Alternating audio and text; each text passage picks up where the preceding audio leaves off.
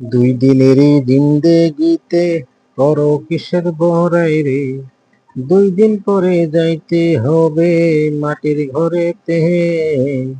2 দিন পরে যাইতে হবে মাটির ঘরেতে।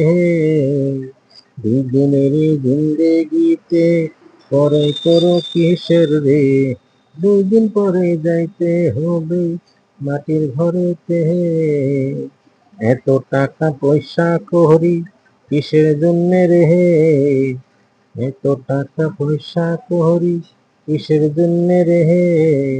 2 দিনের জিন্দেগিতে যাইতে হবে রে। 2 দিনের জিন্দেগিতে যাইতে হবে রে।